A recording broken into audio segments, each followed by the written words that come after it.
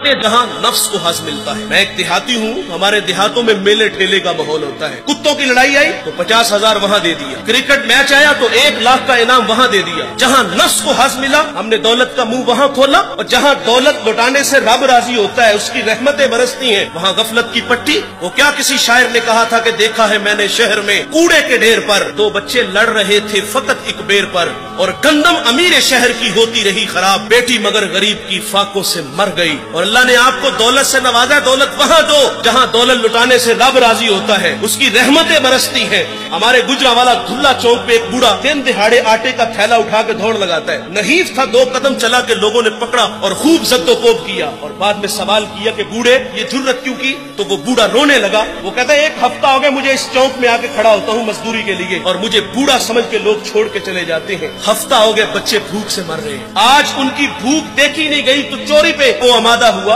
और दौलत जहाँ लुटाओ।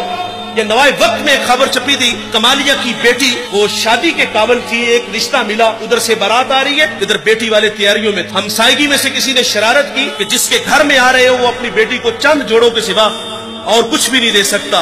बारात वहीं से वापस चली गई। बताओ उस बेटी के दिल पे जो कुचोके और जख्म लगे थे, उसका मदावा किसने करना था? और अल्लाह ने आपको दौलत से नवाजा है। गरीबों की बेवाओं की बेटियां घरों में बूढ़ी हो रही हैं, तुम कुत्तों की लड़ाई पे पैसे लुटा रहे हो, तुम हिजड़ों पे दौलत लुटा रहे हो। अगर दौलत लुटाने का शौक है तो माशरे में फैले हुए दुख देखो, यतामा मसाकीन पे दौलत लुटाओ ताकि तुम खुदा की रहमतों के मुस्तहिक ठहरो। लेकिन दौलत वहां दी जहां नफ्स को हज मिला।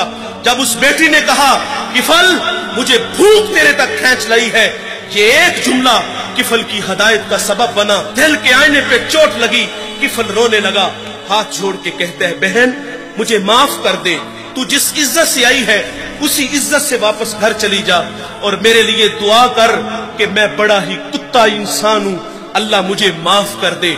वो बेटी घर चली गई और उधर तकदीर का कलम चल गया। उसी रात किफल को मौत आ गई।